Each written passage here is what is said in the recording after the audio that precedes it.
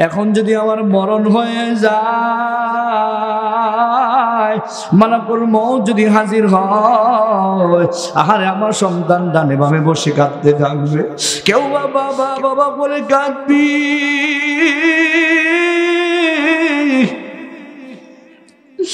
আবার কেউ চলে যাবে বড়ই পাতা দিয়া গরম পানি করার জন্য, কেউ বা চলে যাবে মসজিদ দিকে খাটিয়ে আনার জন্য, কেউ বা যাবে আমার জন্য কাফনে কাপড় কেনার জন্য, আবার কেউ চলে যাবে গোরস্থানে মাটি খনন করার জন্য। আরে আমার সন্তান আমাকে বাবা বাবা করে ডাকবে, কিন্তু আমি ডাকে সাড়া দিতে পারবো না। কিছুক্ষণ পর আমার শরীর দিকে সব খুলিয়া রাখবি। ও পরদালের মা গো, আজকের কিসের পিছনে দৌড়াও? কোনো লাভ নাই রে মা। এখন যদি মরণ হয়ে যায়, কেউ আপনার নাকের চুঙ্গি খুলবে, কেউ কানের দুল খুলবে, কেউ হাতের আংটিগুলো আঙ্গুল থেকে টাস টাস টাস টাস করে খুলে ফেলবে, কেউ আপনার গলার হার, কেউ আপনার গলার চেন খুলে ফেলবে।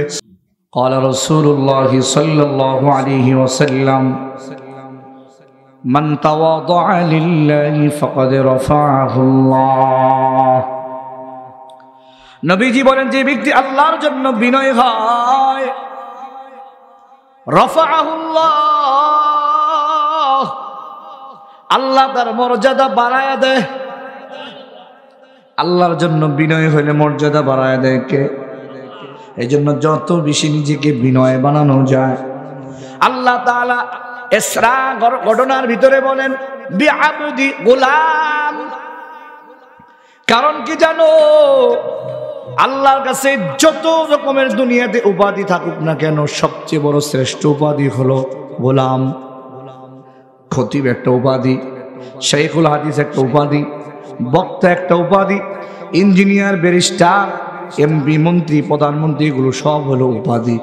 যতই উপাধি থাকুক না কেন, যতই আপনার গুণবাচক নাম থাকুক না কেন, আল্লাহর কাছে সবচেয়ে পছন্দনীয় গুণটার নাম হলো আমি আপনি আল্লাহর গোলাম। বলেন দেখি বাজান, আমরা কার গোলাম? আর একটু জবান খুলে বলেন কার গোলাম? শাহাদাত আঙ্গুল উঁচু করে জবান খুলে বলো কার গোলাম? ও রায়গঞ্জের মুসলমান, ও পরদালের মাগো, ও যুবক, শেষ মাহফিল মনে করে বয়ানটা শুনতে থাকো। আজকেও মোবাইলে দেখলাম গাড়ির ভিতরে ঘন্টা দেড়েক আগের ঘটনা। মুসলমানদের এক এলাকার ভিতরে, চিনবেন আপনারা এলাকা, যশোর মনিরামপুর এলাকার ভিতরে বাস টার্মিনালে একটা ট্রাকের সাথে একটা গাড়ি সংঘর্ষ হয়ে জায়গায় দুইজন ইন্তেকাল করে। প্রতিদিন আল্লাহর কত বান্দা দুনিয়া থেকে বিদায় হয়ে চলে যায়। রোড অ্যাক্সিডেন্ট করে, মোটর সাইকেল অ্যাক্সিডেন্ট করে, হার্ট অ্যাটাক করে, স্ট্রোক করে। কত আল্লাহ বান্দা মেডিকেলে গিয়া দেখেন কত লাশ প্রতিদিন বের হইতেছে। যুবক, জানা নাই কখন যেন তোমার আমার ডাক চলে আসে রে যুবক। জীবনের শেষ মাহফিল মনে করে, জীবনের শেষ রাত মনে করে বয়ানটা শুনতে থাকো। হেদায়েতের মালিক আমার আল্লাহ। তুমি যদি তোমার অন্তরটাকে খালি কইরা আল্লাহর কোরআনের কথা তুমি শুনতে থাকো, এমনও হতে পারে এই কথাগুলো আল্লাহ তাআলা তোমার দিলের মধ্যে জমায়া দিয়া তোমাকে হেদায়েতের উপরে উঠায়া দিবে। আল্লাহ তাআলা তার নবীর পরিচয় দিলেন গোলাম। ইসরা নামক ঘটনার ভিতরে নবীকে বললেন গোলাম। আমার নবী কেমন আল্লাহর গোলামি করেছেন। মাঝে মধ্যে নবীজি রাত্রিবেলা এত লম্বা সময় ইবাদত করতেন। আম্মা জান আয়েশা রাদিয়াল্লাহু তাআলা আনহা বলেন, মাঝে মধ্যে ভাবতাম নবীজি বুঝি দুনিয়া থেকে বিদায় হয়ে চলে গেছে। এত লম্বা সিজদা করতেন, এত লম্বা সময় নামাজে দাঁড়াইতেন। কখনো নামাজের মধ্যে সূরা বাকারা তেলাওয়াত করে ফেলতেন। লম্বা সময় দাঁড়িয়ে থাকার কারণে বিশ্বনবী মুহাম্মদ মুস্তাফা সাল্লাল্লাহু আলাইহি ওয়াসাল্লামের পা মুবারক ফুলে যাইত। আমি নবীকে বললাম, ইয়া রাসূলুল্লাহ, আপনার জিন্দেগীর সমস্ত গুনাহ আল্লাহ মাফ করে দিয়েছেন, এরপর আপনি এত লম্বা সময় কেন আপনি দাঁড়ায় দাঁড়ায় ইবাদত করেন? নবী ডাক দিয়ে কয়, আয়েশা আফালা কুন আবদান শাকুরা, আমি কি আল্লাহ তাআলার কৃতজ্ঞ বান্দা হব না? নবী আলাইহিস সালাতু ওয়াস সালাম যার জিন্দেগীর সমস্ত গুনাহ মাফ, তিনি যদি এত লম্বা লম্বা ইবাদত করেন যুবক, তাহলে তুমি আমি চিন্তা করে দেখি, তোমার আমার জিন্দেগিতে গুনাহের কোনো শেষ নাই। তোমার আমার জীবনে কি পরিমাণ ইবাদত করা দরকার। আল্লাহ তাআলা আমাদেরকে সুস্থতা দিয়েছেন, এই সুস্থতা নামক নিয়ামতের শুকরগুজার কেমনে হবে জানো? তুমি আর আমি আল্লাহ তাআলার ঘরে ইবাদত বেশি বেশি করব। আল্লাহ তাআলা তোমাকে আমাকে মাল দিয়েছে, সম্পদ দিয়েছে, এটা নিয়ামতের শুকরিয়া দেওয়া হবে। আমি মসজিদে দান করব, আমি মাদ্রাসায় দান করব, গরিব মিসকিন অসহায় লোকদেরকে দান করব। আর বান্দা যখন নিয়ামতের শুকরিয়া আদায় করে, আল্লাহ তাআলা বান্দার নিয়ামত বাড়ায়া দেয়। নবী আলাইহিস সালাতু ওয়াস সালাম এইভাবে করে আল্লাহ তাআলা ইবাদত করেছেন, গোলামি করেছেন। নবী আমার কোন বিপদে পড়লে ইদা হাযাবাহু আমরুন বাদারা ইলাস সালাহ, যখনই কোনো বিপদে পড়ে যেতেন, আমার আপনার নবী বিশ্বনবী রাহমাতুল লিল আলামিন নামাজের দিকে দৌড়ায়া যাইতেন, নামাজে দাঁড়ায়া যাইতেন। তার মানে হলো আল্লাহ কারো কোনো ক্ষমতা নাই, ডাক্তারের কোনো ক্ষমতা নাই, ইঞ্জিনিয়ারের কোনো ক্ষমতা নাই, কারো কোনো ক্ষমতা নাই। মালিক বিপদে পড়ে গেছি, আয় আল্লাহ তোমার কাছে সাহায্য চাই। নিজেকে বিনয় ভাবতেন, আল্লাহর কাছে সাহায্য চাইতেন। আর নিজেকে বিনয় ভাবে, আর যে নিজেকে বিনয় ভাবে, আল্লাহ আল্লাহ ওই বান্দা বান্দিকে সাহায্য করে। আল্লাহ তাআলা নবীকে ভ্রমণ করায় দিলেন। আসরা বিআবদিহি লাইলাম মিনাল মাসজিদিল হারাম, মসজিদে হারাম থেকে নিয়া ইলাল মসজিদিল আকসা, মসজিদ আকসা পর্যন্ত আল্লাহ তাআলা ভ্রমণ করায়া দিলেন। এমন ভ্রমণ করাইলেন, আল্লাহু আকবার, মসজিদ আকসা যেটা ফিলিস্তিনের মধ্যে অবস্থিত, ও মুসলমান, সেখানে যাওয়ার পরে আমার নবী গিয়ে দেখতে পাইলেন সেখানে সোয়া লক্ষ আম্বিয়া কেরাম আল্লাহ তাআলা আমার নবীকে ইস্তেকবাল দেওয়ার জন্য হাজির করে দিলেন। আদম আলাইহিস সালাতু ওয়াস সালাম দিয়ে শুরু করে হযরত ঈসা রূহুল্লাহ পর্যন্ত সমস্ত আম্বিয়া কেরাম উপস্থিত। নামাজের সময় কে ইমামতির মুসল্লায় দাঁড়াবে, কে দাঁড়াবে? একজন নবী আরেকজনের দিকে তাকায়, কেউ বা তাকায় হযরত আদম আলাইহিস সালাতু ওয়াস সালামের দিকে, কারণ তিনি হলেন বনি আদমের বাবা, আদি পিতা। আবার কেউ তাকে আছেন হযরত ইব্রাহিম আলাইহিস সালাতু ওয়াস সালামের দিকে, যিনি মুসলিম মিল্লাতের জাতির পিতা। আবার কেউ তাকে আছেন ঈসা রূহুল্লাহ দিকে। একজন নবী আরেকজন নবীর দিকে তাকায়, আজকে কে ইমামতি করবে? কারণ সমস্ত নবীরাই তো হলো চূড়ান্ত পর্যায়ের ইমামের উপযুক্ত। জোরে কোন ঠিক কি ঠিক না? জিবরাইল আমিন আলাইহিস সালাতু ওয়াস সালাম আমার নবীর হাতটা ধরে ইমামতির মুসাল্লায় দাঁড় করায়া দিলেন। আল্লাহু আকবার বলেন। নবী আলাইহিস সালাতু ওয়াস সালাম ইমামতি করাইলেন, সমস্ত নবীদের ইমাম হয়ে গেলেন, সমস্ত রাসূলদের ইমাম হয়ে গেলেন। বলেন না সুবহানাল্লাহ। আইমামুল আউয়ালিনাল আখিরিন বাহরে সাদাকা রাহমাতাল লিল আলামিন, শুদ ওয়াজুদাশ রাহমাতাল লিল আলামিন, মসজিদে উশুদ হামারু ইয়ে জমিন। আল্লাহু আকবার।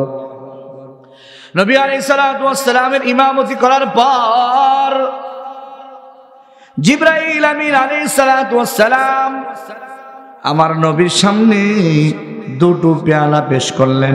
একটা পেয়ালার মধ্যে ছিল শরাব, আরেকটা পেয়ালার মধ্যে ছিল দুধ। আমার নবী ডাক দিয়া কয়, জিবরাইল আমি কি করব? নবী আলাইহিস সালাতু ওয়াস সালাম আল্লাহু আকবার, দুধের পেয়ালা দিকে হাত বাড়ায়া দুধ পান করলেন। জিবরাইল ডাক দিয়ে কয়, আসবতা ইয়া রাসূলুল্লাহ, আপনি সঠিক কাজ করছেন। যদি আপনার মদের পেয়ালা দিকে হাত বাড়াইতেন তাহলে আপনার উম্মত ধ্বংস হয়ে যাইত। আপনি দুধের পেয়ালা পান করার কারণে আপনার উম্মত হেদায়েত পেয়ে যাবে। নবী আলাইহিস সালাতু ওয়াস সালাম মেরাজ শেষ করে, ইসরা শেষ, এবার নবী মেরাজ শুরু করবেন। মেরাজ হলো আল্লাহ তাআলার এক কুদরতি সিঁড়ি, এমন কুদরতি সিঁড়ি মুসলমান কেমনে বুঝাবো আপনাদেরকে? লিফটের মতো মুসলমান যেখানে দাঁড়াইলে আল্লাহর কুদরতে মেরাজ নামক সিঁড়ি আল্লাহ তাআলার প্রথম আসমানে মুহূর্তের মধ্যে নিয়ে গেলেন। প্রথম আসমানে যাওয়ার পর জিবরাইল আমিন আলাইহিস সালাতু ওয়াস সালাম প্রথম আসমানের দরজার মধ্যে করাঘাত করলেন। প্রথম আসমান ফেরেশতার দারওয়ান ছিল, দারওয়ানের নাম ছিল মুসলমান ইসমাইল। ইসমাইল দারওয়ান ডাক দিয়া কয়, মান আনতা, তুমি কে? জিবরাইল ডাক দিয়া গানা সাইয়্যিদুল মালাইকা, আমি ফেরেশতাদের লিডার, আমি ফেরেশতাদের সর্দার। কি জন্য আপনি আসছেন? আল্লাহ আমাকে পাঠাইছে মুহাম্মদ সাল্লাল্লাহু আলাইহি সাল্লামকে নিয়ে আসার জন্য। এবার দরজা যখন খুলে হলো, প্রথম আসমানের ফেরেশতা আমার নবীকে সুন্দর করে স্বাগত জানালেন, আমার নবীকে সুন্দর করে সালাম দিলেন, আমার নবীর জন্য কল্যাণের দোয়া করলেন। মুসলমান এখান থেকে ভালো করে একটা সূক্ষ্ম বিষয় জেনে নেন, ভালো করে সূক্ষ্ম বিষয় জেনে নেন। সবচেয়ে শ্রেষ্ঠ ফেরেশতা জিবরাইল আমিন আলাইহিস সালাতু ওয়াস সালাম পারমিশন নিলেন। পৃথিবীর সবচেয়ে শ্রেষ্ঠ মানুষ যিনি, আল্লাহর পরে সৃষ্টি জগতের মধ্যে যার মর্যাদা বেশি, তিনিও পারমিশন নিলেন। এখান থেকে বোঝা গেল আপনি যার বাসায় যান না কেন, আপনি যতই বড় ব্যক্তি হন না কেন, ভদ্রতার পরিচয় হলো পারমিশন নিয়ে প্রবেশ করা। জোরে কোন ঠিক কি ঠিক না? নবী আলাইহিস সালাতু ওয়াস সালাম পারমিশন নিয়ে প্রথম আসমানে গেলেন, দ্বিতীয় আসমান পাড়ি দিলেন, তৃতীয় আসমান, চতুর্থ, পঞ্চম, ষষ্ঠ আসমান পাড়ি দিলেন, সপ্তম আসমান। সপ্তম আসমানে যাওয়ার পর নবী আলাইহিস সালাতু ওয়াস সালাম এক একজন আসমানে, এক একটা আসমানে একাধিক নবীর সঙ্গে নবীজির সাক্ষাৎ হয়। সপ্তম আসমানে যাওয়ার পরে যেই নবীর সঙ্গে সাক্ষাৎ হয় তিনি ছিলেন হযরতে মুসলমানদের জাতির পিতা সাইয়্যিদুনা হযরত ইব্রাহিম আলাইহিস সালাতু ওয়াস সালাম। চিল্লা চিল্লা সূরা বলুন আল্লাহু আকবার। ইব্রাহিম আলাইহিস সালাতু ওয়াস সালাম বাইতুল মামুরের মধ্যে হেলান দিয়া বাচ্চাদেরকে কোরআন শিখান। বাইতুল মামুর বাইতুল্লাহ শরীফ থেকে ঠিক সপ্তম আসমানের উপরে আল্লাহর একটি ঘর। ওই বাইতুল্লাহতে যেমনি ভাবে মুসলমানরা তাওয়াফ করে, জিনেরা তাওয়াফ করে, ঠিক সপ্তম আসমানের উপরে বাইতুল মামুরের ভিতরে ফেরেশতারা তাওয়াফ করে। প্রতিদিন ৭০,০০০ ফেরেশতা তাওয়াফ করে। ফেরেশতাদের সংখ্যা কত কেমনে বুঝাবো? প্রতিদিন ৭০,০০০ ফেরেশতা তাওয়াফ করে যায়। কিয়ামতের আগে তাদের আর সিরিয়াল আসবে না। বাইতুল মামুরের মধ্যে হেলান দিয়ে আছেন নবী আলাইহিস সালাতু ওয়াস সালাম। ইব্রাহিম আলাইহিস সালাতু ওয়াস সালামের সঙ্গে মুসাফা করলেন, সাক্ষাৎ করলেন। ইব্রাহিম আলাইহিস সালাতু ওয়াস সালাম আমার নবীকে আদর করলেন, অভিবাদন জানালেন, আর ডাক দিয়া কয়, ও মুহাম্মদ, তোমার উম্মতের কাছে আমি ইব্রাহিম আলাইহিস সালাতু ওয়াস সালামের পক্ষ থেকে সালাম জানায়া দিবা। আর তোমার উম্মতকে আমার পক্ষ থেকে মেসেজ দিয়া দিবা। কিসের মেসেজ? বলবা তোমার উম্মতকে জান্নাতের জমিনটা বড় উর্বর, জান্নাতের জমিনটা বড় মেশকাম্বরের জমিন, বড় মেশকাম্বরের জমিন। এই জমিনের মধ্যে এত উর্বর জমিন। কারণ আপনারা গ্রামের মানুষ ভালো করে বুঝবেন যে এই জমিন যত উর্বর হয় ওই জমিনের মধ্যে ফলন তত ভালো হয়। তো জান্নাতের জমিনটা হল উর্বর জমিন। আপনার উম্মতকে বলবেন আমি 4টা চারা শিখায়া দিলাম, 4টা চারা আমার পক্ষ থেকে হাদিয়া দিলাম। আপনার উম্মতকে বলবেন এই 4টা চারা যেন তারা যতবার বলবে জান্নাতের মধ্যে চারা গাছ লেগে যাবে। চিল্লায় চিল্লায় জোরে বলেন সুবহানাল্লাহ। 1 নম্বর চারা বললেন, আমার সঙ্গে পড়েন সুবহানাল্লাহ। জান্নাতের চারা গাছের নাম সুবহানাল্লাহ। 2 নম্বর চারা গাছের নাম আলহামদুলিল্লাহ। 3 নম্বর চারা গাছের নাম লা ইলাহা ইল্লাল্লাহ। 4 নম্বর চারা গাছের নাম হলো আল্লাহু আকবার। তাহলে বলুন তো রায়গঞ্জের মুসলমান ইব্রাহিম আলাইহিস সালাম 4টা জান্নাতে চারা গাছ পাঠায়া দিলেন। 1 নম্বর চারা গাছটার নাম কি বলেন? 2 নম্বর চারা গাছটার নাম, 3 নম্বর লা ইলাহা ইল্লাল্লাহ, আর 4 নম্বর হলো আল্লাহু আকবার। ও মুসলমান, রায়গঞ্জের মুসলমান, আবুদিয়া দক্ষিণ পাড়ার মুসলমান, গভীর মনোযোগ পর্দারালে মাগো, যতবার আপনি কালিমা পড়বেন জান্নাতের উর্বর জমিনের মধ্যে তত বেশি আপনার জন্য গাছ তৈরি হবে। এখন কেমনে বুঝাবো গাছটা কত বড়? আল্লাহ যত বড়, আল্লাহর জান্নাত যত বড়, ওই জান্নাতের গাছটাও তত বড়। উদাহরণ দিয়ে বোঝানো যাবে না। কেমনে বুঝাও? বোঝানোর কোনো সিস্টেম নাই। জান্নাত যত বড় হবে ওই জান্নাতের গাছের চারাটা তত বড়, আর ওই গাছটা দ্রুত বড় হয়ে যাবে। গাছের প্রতিটি পাতার ভিতরে, গাছের প্রতিটি শাখা প্রশাখার ভিতরে, গাছের প্রতিটি ফল ফ্রুটের ভিতরে আপনার নাম লেখা থাকবে।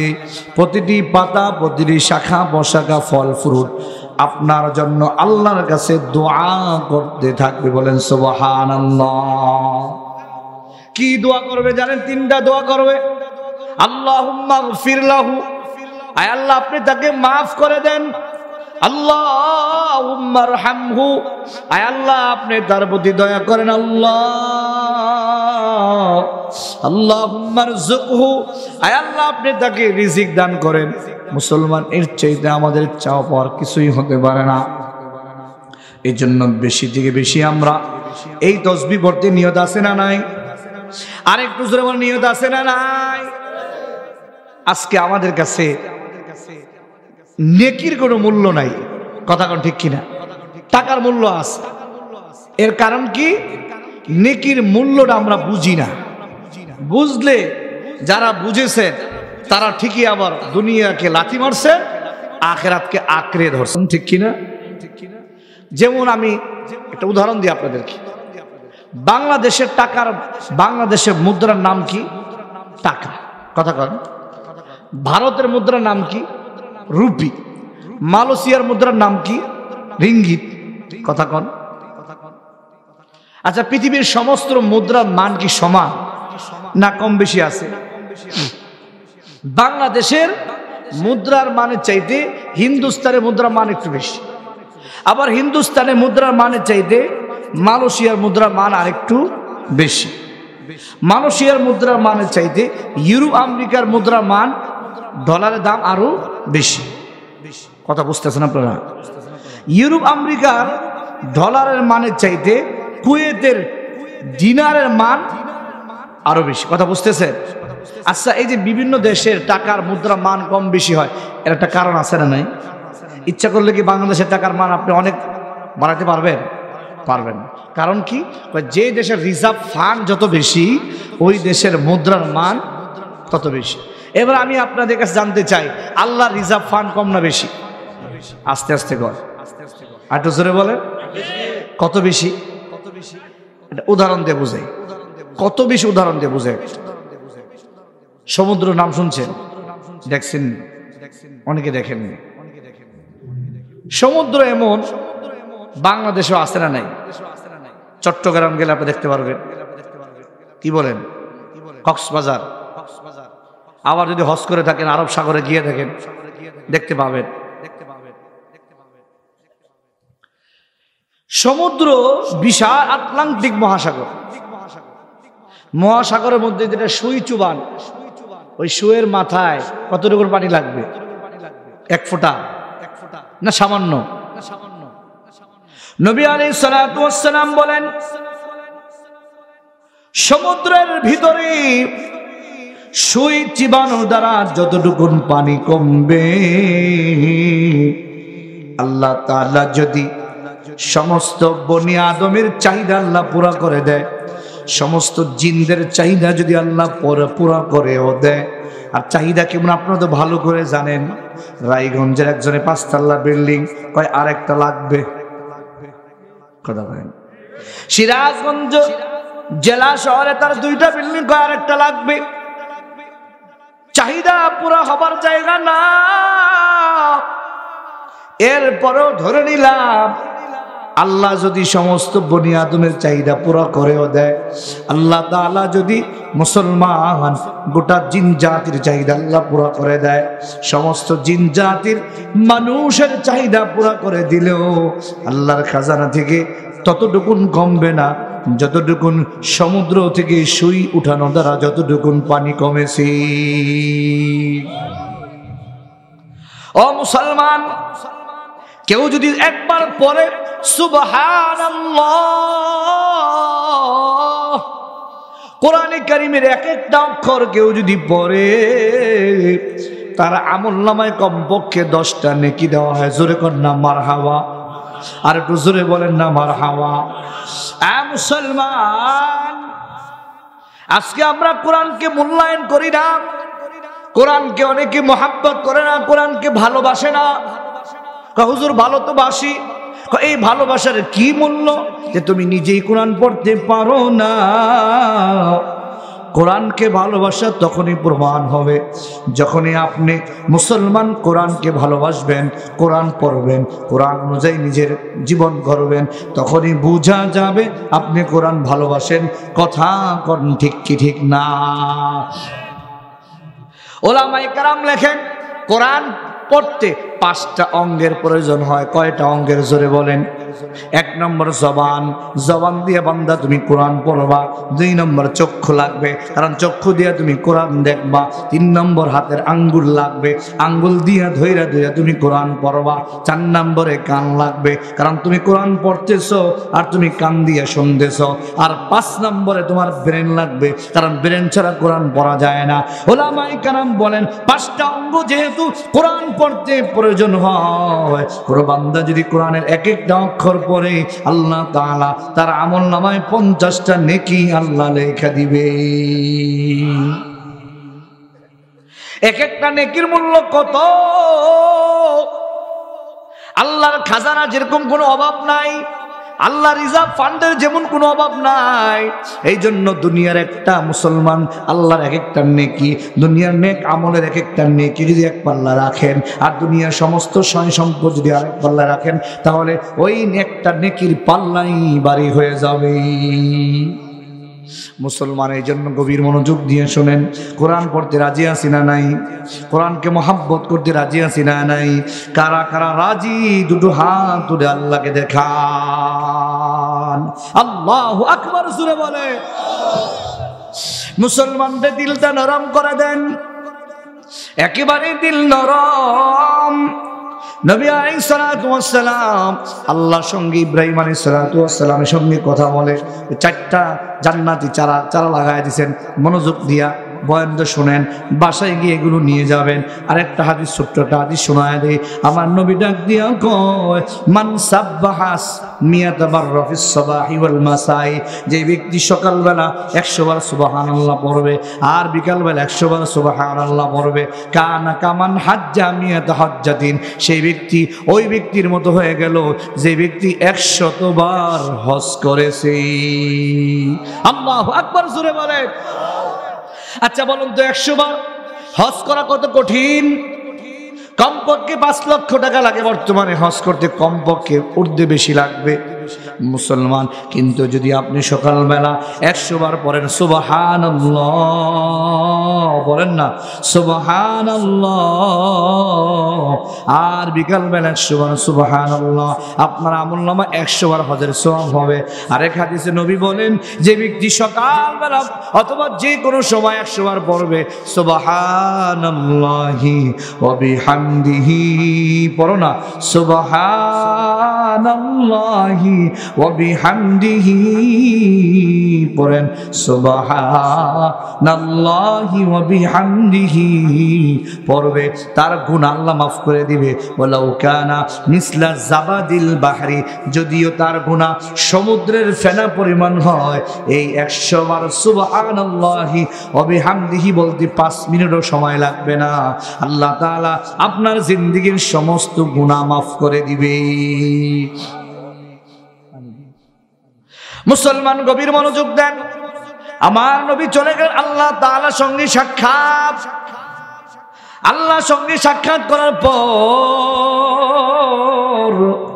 আল্লাহ তাআলা আমার নবীকে 3টা জিনিস হাদিয়া দিলেন। এর মধ্যে অন্যতম ছিল 5 ওয়াক্ত নামাজ হাদিয়া দিলেন। হাদিয়া দিয়েছেন মূলত 50 ওয়াক্ত। নবীজি কমাইতে কমাইতে 5 ওয়াক্ত নিয়ে আসলেন। আল্লাহ জানায় দেয়, নবী আমার, আমি আল্লাহর নিয়ম কোনোদিন পরিবর্তন হবে না। ওয়ালান তাজিদা লিসুন্নাতিল্লাহি তাবদীলা, আমি দিয়েছি 50 ওয়াক্ত। আপনার উম্মত যদি 5 ওয়াক্ত নামাজ আদায় করে, আমি আল্লাহ তাআলা তার আমলনামায় 50 ওয়াক্ত নামাজের সওয়াব লিখে দিব। 2 নম্বর হাদিয়া দিলেন সূরা বাকারার শেষ 2 আয়াত। 3 নম্বর আল্লাহ জানায় দেন, নবী আমার, আপনার উম্মতকে জানায় দিয়ে, ঈমান নিয়ে যদি কেউ কবরে যায়, ঈমান নিয়ে কবরে যদি কেউ যায়, আমি আল্লাহ সুবহানাহু ওয়া তাআলা একদিন না একদিন তাকে মাফ করিয়া দিয়া জান্নাতের মেহমান বানায়া দিব। জোরে জোরে বলেন সুবহানাল্লাহ। এরপরে আমার নবী আলাইহিস সালাতু ওয়াস সালাম জান্নাত ভ্রমণ করলেন। জান্নাত ভ্রমণ করার পর জান্নাতের মধ্যে আমার নবী কারো যদি জুতার পায়ের আওয়াজ শুনতে পান, জুতার আওয়াজ শুনতে পাইলেন। নবী ডাক দিয়া কয়, জিবরাইল, এই মেরাজে জান্নাত ভ্রমণের সময় কার জুতার আওয়াজ শুনতে পাওয়া যায়? জিবরাইল ডাক দিয়ে বলে, ইয়া রাসূলুল্লাহ, ইয়া হাবিবাল্লাহ, আপনি যার জুতার আওয়াজ শুনতে পান তিনি আর কেউ নয়, তিনি আপনার সাহাবী বেলাল। নবী আলাইহিস সালাতু ওয়াস সালাম বেলাল হাবশী রাদিয়াল্লাহু তাআলা আনহু, বেলাল হাবশী রাদিয়াল্লাহু তাআলা আনহুকে ডাক দিয়ে বলেন, বেলাল, তুমি কি আমল করো যে আমলের উসিলা আল্লাহ তাআলা তোমার মর্তবা, তোমার মাকাম এত দূর পর্যন্ত বাড়ায় দিয়েছে, যে আমলের কারণে বেলাল হাবশী রাদিয়াল্লাহু তাআলা আনহু দাম এত বেড়ে গেল, ওই আমলটার নাম ছিল তাহিয়াতুল ওযু। বেলাল হাবশী রাদিয়াল্লাহু তাআলা আনহু ওযু করে তিনি 2 রাকাত নামাজ আদায় করতেন, তাহিয়াতুল ওযু বলা হয়। ও মুসলমান, কিছু কিছু আমল আছে যে আমল দেখতে অনেক ছোট মনে হয় কিন্তু ফজিলত অনেক বেশি। মনে করুন এশরাকের নামাজ, সূর্য উদয়ের 10 মিনিট পর যে নামাজটা পড়া হয় 2 রাকাত 4 রাকাত, মিশকাত শরীফের হাদিস, নবী বলেন এই নামাজটা যদি কেউ পড়ে কমপক্ষে বড় বড় 3টা পুরস্কার। 1 নম্বর, আল্লাহ তাআলা তার আমলনামায় 2টা হজ 2টা উমরা সওয়াব লিখে দিবেন, সুবহানাল্লাহ। 2 নম্বরে আল্লাহ সুবহানাহু ওয়া তাআলা ওই বান্দার জন্য সারা দিনের জন্য রিজিকের জিম্মাদার হয়ে যাবেন। 3 নম্বর ফজিলত হলো, আমার আপনার শরীরের মধ্যে 360টা জোড়া আছে, প্রত্যেকটা জোড়া কিন্তু হক আদায় করতে হয় প্রতিদিন। কেউ যদি প্রতিদিন 2 রাকাত 4 রাকাত ইশরাকে নামাজ পড়ে, ওই নামাজের উসিলায় আল্লাহ তাআলা বান্দার 360টা জোড়ার সদকা আল্লাহ আদায় করে দেয়। এরপর আমার বিশ্ব নবী মুহাম্মদ মুস্তাফা সাল্লাল্লাহু আলাইহি ওয়াসাল্লাম জাহান্নাম ভ্রমণ করলেন। জাহান্নাম, মুসলমান আজকে আমরা বুঝি না জাহান্নামের শাস্তি কত কঠিন। কঠিন। আমার নবী আলাইহিস সালাতু ওয়াস সালাম জান্নাতের মধ্যে একরকম শাস্তি দেখতে পাইলেন। কিছু মানুষ দেখলেন নখগুলো অনেক বড় বড়, তামার নখ, তামার নখ হয়ে গেছে। এত বড় নখ দিয়া নিজের চেহারা খামসাইতেছে, চামড়া উঠায়া ফেলতেছে, নিজের বুক খামসাইতেছে, চামড়া উঠায়া ফেলতেছে, গোশত উঠায়া ফেলতেছে। ইব্রাহিম ভাই, এরা কারা যারা এত কঠিন শাস্তিতে আক্রান্ত? তামার নখ দিয়া নিজের চেহারা খামসায়া এ মুসলমান চেহারা গোশত উঠায়া ফেলতেছে। জিবরাইল ডাক দিয়া কয়, ইয়া রাসূলুল্লাহ, ইয়া হাবিবাল্লাহ, এরা হলো তারা যারা দুনিয়াতে গীবত করে, অন্যের গীবত করে। ও মুসলমান, ও পর্দার মা বোনেরা, গীবতের শাস্তি বড় কঠিন। এই জন্য অন্যের গীবত করব না, সময় সুযোগ পাইলে তাসবিহ পড়ব। আল্লাহ জান্নাতে আপনার আমার মাকাম বাড়ায়া দিবেন। জোরে জোরে বলেন ঠিক কি ঠিক না? মুসলমান, জাহান্নামে শাস্তি কত কঠিন। ছোট্ট একটা ঘটনা শোনায় দিব।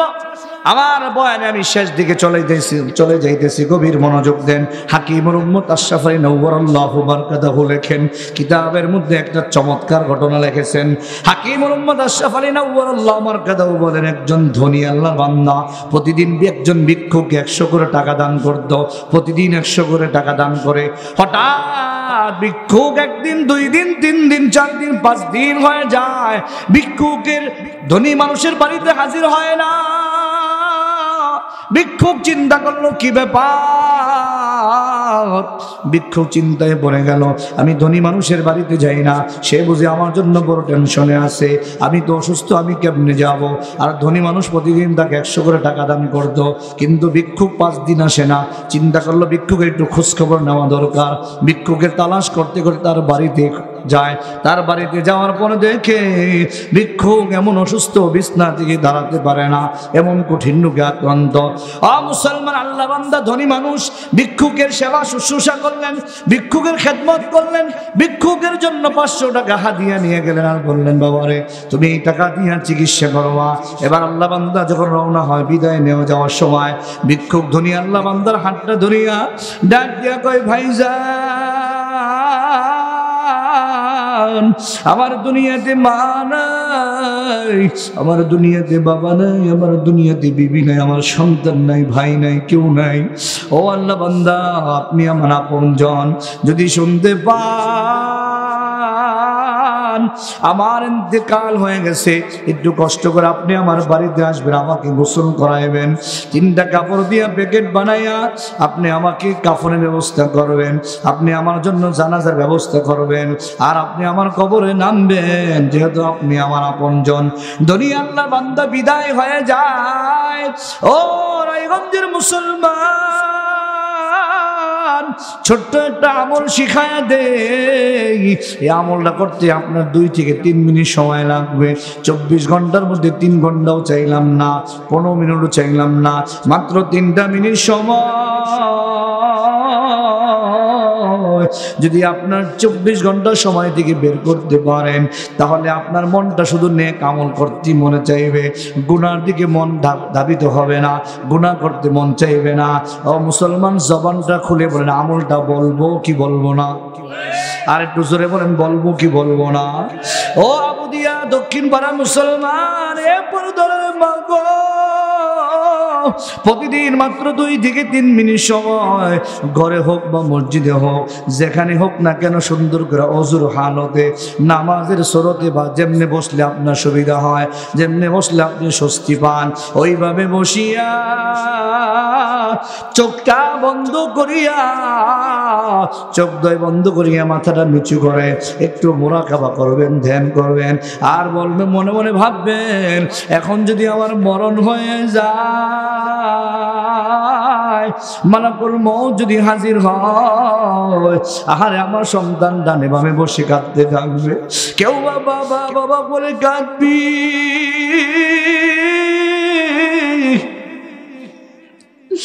আবার কেউ চলে যাবে বড়ই পাতা দিয়ে গরম পানি করার জন্য, কেউ বা চলে যাবে মসজিদ দিকে খাটিয়ে আনার জন্য, কেউ বা যাবে আমার জন্য কাফনে কাপড় কেনার জন্য, আবার কেউ চলে যাবে গোরস্থানে মাটি খনন করার জন্য। আরে আমার সন্তান আমাকে বাবা বাবা করে ডাকবে, কিন্তু আমি ডাকে সাড়া দিতে পারবো না। কিছুক্ষণ পর আমার শরীর দিকে সব খুলিয়া রাখবি। ও পরদালের মা গো, আজকের কিসের পিছনে দৌড়াও? কোনো লাভ নাই রে মা। এখন যদি মরণ হয়ে যায়, কেউ আপনার নাকের চুঙ্গি খুলবে, কেউ কানের দুল খুলবে, কেউ হাতের আংটিগুলো আঙ্গুল থেকে টাস টাস টাস টাস করে খুলে ফেলবে, কেউ আপনার গলার হার, কেউ আপনার গলার চেন খুলে ফেলবে। ও পরদালের মা, ও রায়গঞ্জের যুবা, একটুখানি কবরে চিন্তা করো রে বাবা, কি উপায় হবে তোমার আমার। একটুখানি চিন্তা করে দেখো না, গরম পানি দিয়ে গোসল করাইয়া, 3টা কাপড় দিয়া প্যাকেট বানাইয়া, ওই যে মসজিদের পালকের মধ্যে তোমাকে আমাকে রাইখা 4 জনে কাঁধে বহন করিয়া মসজিদের আঙ্গিনায় নিয়ে যাবে, 4 তাকবীর সাথে জানাজা পড়ায়া। এরপরে তোমাকে আমাকে কিছু মানুষ চলে যাবে গোরস্থানে নিয়ে যাবে। কবরে 2 জন লোক কবরে নামবে। অনেকে মনে মনে ভাববে, তুমি আমি মনে মনে ভাববো এই 2 জন লোক বুঝি আমার সঙ্গে কবরে যাবে। না, তারা তোমার লাশটা কবরে নামাইয়া মাথার বাঁধনটা খুলিয়া, কবরে বাঁধনটা খুলিয়া, ওই পায়ের বাঁধনটা খুলিয়া তোমার চেহারা কাবলামুখী ঘোরায়া দিবে। এরপরে বাঁশগুলো মাছাগুলো বিছাইয়া ওই 2 জন লোক লাফ দিয়া উপরে উঠে যাবে। তোমার সন্তান, তোমার ভাই, তোমার আপনজন তোমাকে কবরে মাটি চাপা দিবে। মিনহা খলাকনাকুম ওয়া ফিহা নুঈদুকুম ওয়া মিনহা নুখরিজুকুম তারাতান উখরা।